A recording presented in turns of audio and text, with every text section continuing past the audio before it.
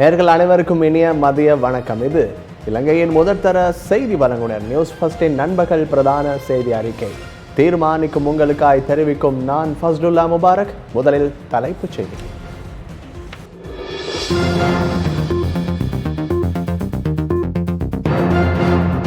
Arjuna Mahendran அர்ஜான் Alexander என பெயரை மாற்றியுள்ளதாக சட்டமா அதிபர் நீதிமன்றத்திற்கு அறிவிப்பு. ஜூலை 1ஆம் தேதி முதல் சிறுவர் பராமரிப்பு நிலையங்கள் திறக்கப்படவுள்ளன.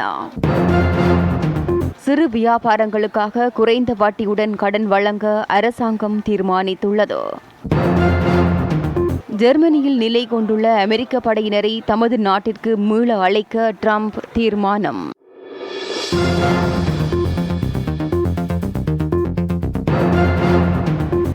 முதலில் உள்நாட்டு செய்திகள்.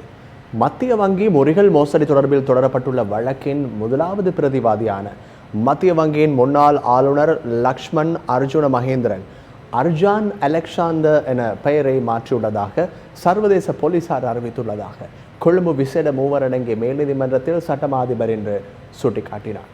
சிங்கப்பூரில் வசிக்கும் அர்ஜுன மகேந்திரனை நாடு கடத்தல் சட்டத்தின் கீழ் நாட்டிற்கு வரவழைத்தல் தொடர்பில் சிங்கப்பூர் அரசாங்கத்திடம் இலங்கை அரசாங்கம் முன்வைத்த கோரிக்கைக்கு அமைய இந்த விடயம் தொடர்பில் சர்வதேச போலீசார் அறிவித்துள்ளதாக சட்டமா அதிபர் சார்பில் ஆஜராகியிருந்த மேலதிக சொலிசிட்டர் ஜெனரல் பாலித ரணசிங்க குறிப்பிட்டார். வழக்கின் 10வது பிரதிவாதியாக பெயரிடப்பட்டுள்ள பெர்பச்சுவல் ட்ரெஷரிஸ் நிறுவனத்தின் பணிப்பாளர்களில் ஒருவரான தற்போது சிங்கப்பூரில் வசித்து வருவதாக கூறப்படும் அஜகான் கார்த்திய புஞ்சிஹேவா என்ற நபரை நீதிமன்றத்தில் ஆஜராகுமாறு மீண்டும் அறிவித்தல் அனுப்புவதற்கு சம்பத் அபேகோன், சம்பத் விஜயரத்ன மற்றும் சம்பா ஜானகி ராஜரத்ன ஆகிய மூவரடங்கிய நீதிபதிகள் குழாம் உத்தரவிட்டுள்ளது. இந்த வழக்கின் பிரதிவாதியாக பெயரிடப்பட்டுள்ளமைக்கு எதிராக அஜகான் கார்த்திய புஞ்சிஹேவா மேன்முறையீட்டு நீதிமன்றத்தில் தாக்கல் செய்துள்ள ரீட் மனு தொடர்பான உத்தரவு எதிர்வரும் 18ஆம் தேதி பிறப்பிக்கப்பட உள்ளதாக மேலதிக சொலிசிட்டர் ஜெனரல் பாலித ரணசிங்க குறிப்பிட்டார். அதற்கமைய முறைகள் மோசடி தொடர்பான வழக்கு நவம்பர் 17ஆம் தேதி மீள விசாரணைக்கு எடுத்துக் கொள்ளப்பட உள்ளதாக மூவரடங்கிய நீதிபதிகள் குழாம் அறிவித்தது. 2015ஆம் ஆண்டு பிப்ரவரி மாதம் 27ஆம் தேதி இடம்பெற்ற முறைகள் ஏலத்தின் போது 10,057 பில்லியன் ரூபாய் பெறுமதியான முறைகளை சூழ்ச்சிகரமாக மோசடி செய்தமை மற்றும் அதற்கான உத்தரவை பிறப்பித்து 688 மில்லியனுக்கும் அதிக நட்டத்தை அரசாங்கத்துக்கு ஏற்படுத்தியமை உள்ளிட்ட மத்திய வங்கியின் முன்னாள் ஆளுநர் லக்ஷ்மன் அர்ஜுன மகேந்திரன், பெர்பச்சுவல் ட்ரெஷரிஸ் நிறுவனத்தின் உரிமையாளர் அர்ஜுன் அலோசியஸ் உள்ளிட்ட 10 பேருக்கு எதிராக இந்த வழக்கு தொடரப்பட்டுள்ளது. பாதுகாப்பு அமைச்சின் அதிகாரிகளை தவிர ஏனைய அரசு அதிகாரிகளை கட்டுப்படுத்துவதற்கான அதிகாரம் தனக்கு வழங்கப்படவில்லை என பாதுகாப்பு செயலாளர் ஓய்வு பெற்ற மேஜர் ஜெனரல் கமல் குணரத்ன தெரிவித்துள்ளார். பாதுகாப்பு அமைச்சில் இன்று முற்பகல் இடம்பெற்ற ஊடகவியலாளர் சந்திப்பின் போதே அவர் இந்த விடயங்களை குறிப்பிட்டார். බලගතු රටවල් ඔක්කොම දනගහගෙන ඉන්නකොට වසංගතයේ ඉස්සරහා வல்லரசு நாடுகள் அனைத்தும் கொரோனாவுக்கு முன்னிலையில் மண்டியிட்டிருந்த போது எமது நாடு இரு கால்களையும் ஊண்டி எழுந்து நின்றது. நாட்டில் முதலாவது கொரோனா நோயாளி மார்ச் 8ஆம் தேதியே பதிவாகினார். எனினும் மார்ச் 8ஆம் தேதிக்கு 40 நாட்களுக்கு முன்னதாகவே கொரோனா ஒழிப்பிற்காக ஜனாதிபதியால் நடவடிக்கை எடுக்கப்பட்டது. ஏப்ரல் 30ஆம் தேதிக்கு முன்னர் இதுவரையான காலப்பகுதியில் சமூகத்தில் எவ்வித நோயாளர்களும் பதிவாகவில்லை. அதன் பின்னர் பதிவாகிய நோயாளர்களும் அனைவரும் கடற்படையைச் சேர்ந்தவர்களும் வெளிநாடுகளிலிருந்து வந்தவர்களுமே ஆகும். ஜனாதிபதியால் அண்மையில் 2 செயலணிகள் ஸ்தாபிக்கப்பட்டன. இந்த செயலணிகள் தொடர்பில் பல்வேறு தரப்பினர்களும் வெவ்வேறு விமர்சனங்களை முன்வைக்கின்றனர். கிழக்கு மாகாணத்தில் காணப்படும் தொல்லியல் இடங்களை பாதுகாப்பதற்காக முதலாவது செயலணி ஸ்தாபிக்கப்பட்டது. அங்கு காணப்படக்கூடிய சந்திரவட்டக்கல், குரவக்கல் உள்ளிட்ட வரலாற்று தொன்மைமிக்க விடயங்களை களவாடி சென்றால் அதனை பார்த்து கொண்டிருப்பது எமது முன்னோர்களுக்கு நாம் செய்யும் அவமரியாதையாகும். அதனை விட அவர்களுக்கான பாரி அவமரியாதை வேறேதும் கிடையாது. இதன் போது எந்த மதத்திற்கும் இனத்திற்கும் எமது பாதுகாப்பை வழங்குவது வரையறுக்கப்படாது. பாதாள உலக குழுவுடனான செயற்பாடுகள், திட்டமிட்ட குற்றச்செயல்களில் ஈடுபடுவோருடனான செயற்பாடுகள், போதைப்பொருள் கடத்தல், கப்பம் பெறுதல் உள்ளிட்ட அனைத்து செயற்பாடுகளும் சிறைச்சாலைக்குள்ளிருந்து வழிநடத்தப்படுகின்றன. இந்த விடயங்கள் தொடர்பில் முழுமையாக கண்காணித்தல் வேண்டும். சிறைச்சாலைக்குள்ளிருந்து குற்ற செயல்களுக்கு தலைமை தாங்குதல், போதைப்பொருள் விற்பனையில் ஈடுபடுதல் உள்ளிட்ட குற்றச்செயல்களை தடுப்பதற்கான பொறிமுறையை தயாரிப்பதற்கே மற்றொரு ஜனாதிபதி செயலணி ஸ்தாபிக்கப்பட்டுள்ளது. இதன்போது அரசு அதிகாரிகள் தொடர்பில் சில விடயங்கள் குறிப்பிடப்பட்டுள்ளன. அவற்றை தவறாக புரிந்து கொண்டு பல்வேறு விதங்களில் விமர்சனங்கள் முன்வைக்கப்படுகின்றன. விசேடமாக சமூக வலைதளங்களில் பல்வேறு விடயங்கள் பகிரப்பட்டுள்ளன. பாதுகாப்பு செயலாளருக்கு அல்லது கமல் குணரத்னவுக்கு அரசு அதிகாரிகளை கட்டுப்படுத்துவதற்கான ஆணை வழங்கப்பட்டுள்ளதாக விமர்சிக்கப்பட்டுள்ளது. நண்பர்களே, இங்கு அவ்வாறான எவ்வித விடயங்களும் குறிப்பிடப்படவில்லை. பாதுகாப்பு அமைச்சின் அதிகாரிகளை தவிர்ந்த ஏனைய அரசு அதிகாரிகளை கட்டுப்படுத்துவதற்கான அதிகாரம் எனக்கு வழங்கப்படவும் இல்லை, அதற்கான அவசியமும் இல்லை. මිට්ටවරණි එහෙම කිසිම දෙයක් එතනින් අදහස් වෙන්නේ නැහැ. මට කිසිම රජයේ නිලධාරියෙක් ගැන මගේ යටතේ ආරක්ෂක අමාත්‍යාංශයේ ඉන්න නිලධාරී හැරෙන්න මට වෙන කිසිම කෙනෙක් පාලනය කිරීමට අවශ්‍යතාවයකුත් නැහැ. එහෙම බලයක් මට දීලත් නැහැ. சிறுவர் பராமரிப்பு நிலையங்கள் எதிர்வரும் ஜூலை 1ஆம் தேதி முதல் மீண்டும் திறக்க தீர்மானிக்கப்பட்டுள்ளது. சுகாதார அமைச்சு வழங்கியுள்ள ஆலோசனைகள் மற்றும் வரையறைகளுக்கு உட்பட்டு சிறுவர் பராமரிப்பு நிலையங்கள் திறக்கப்படவுள்ளன. இதற்கான ஆலோசனைகளை சம்பந்தப்பட்டவர்களுக்கு அனுப்புவதற்கு நடவடிக்கை எடுக்கப்பட்டுள்ளதாக மகளிர் விவகார மற்றும் சிறுவர் பாதுகாப்பு அமைச்சின் செயலாளர் நீல் பண்டார தெரிவித்துள்ளார்.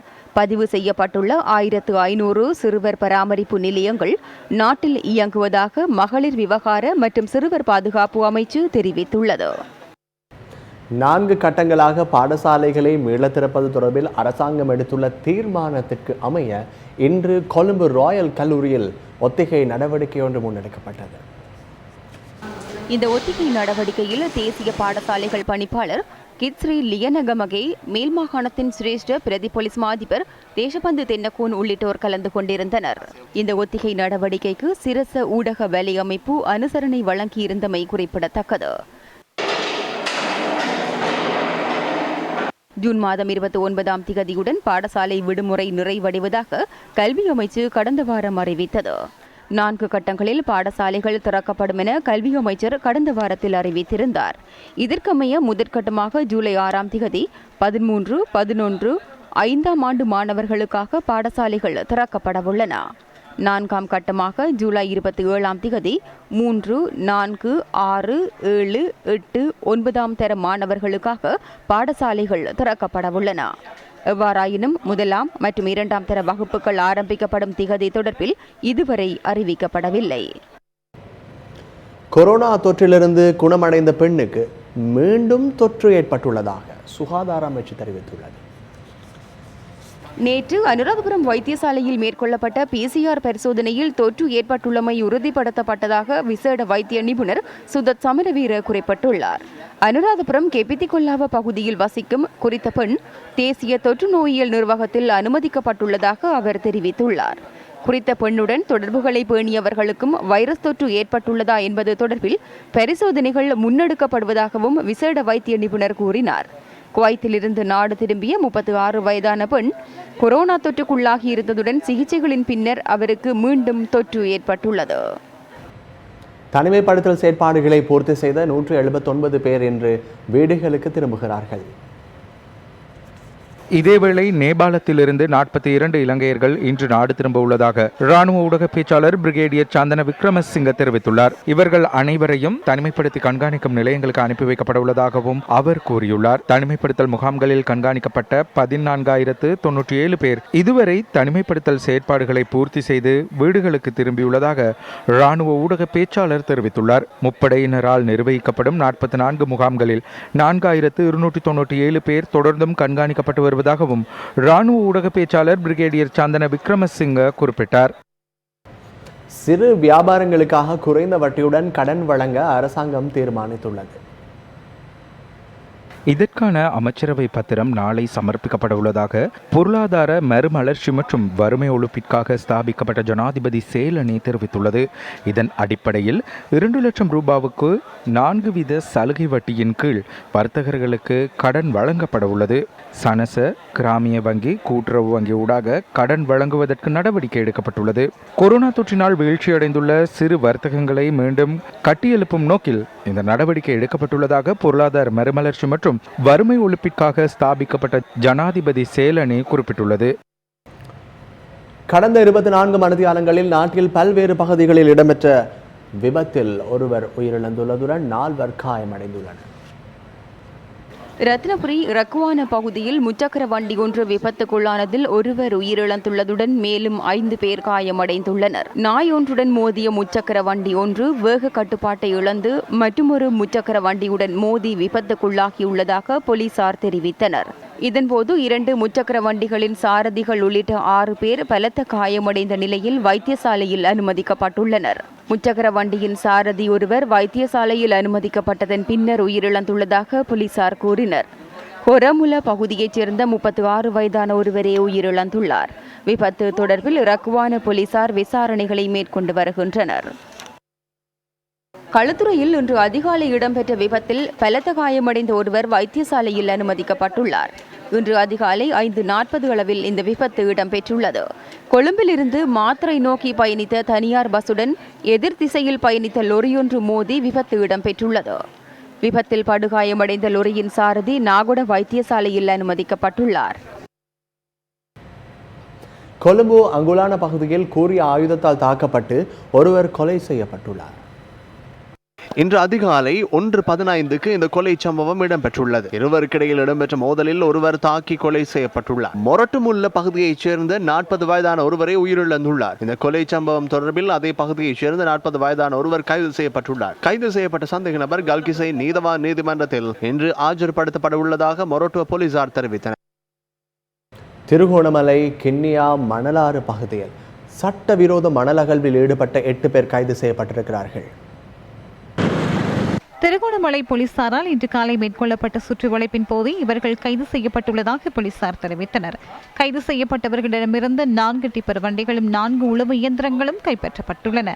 கைது செய்யப்பட்டவர்கள் இன்று திருகோணமலை நீதவான் நீதிமன்றத்தில் ஆஜர்படுத்தப்பட உள்ளதாக கிண்ணியா போலீசார் தெரிவிக்கின்றனர்.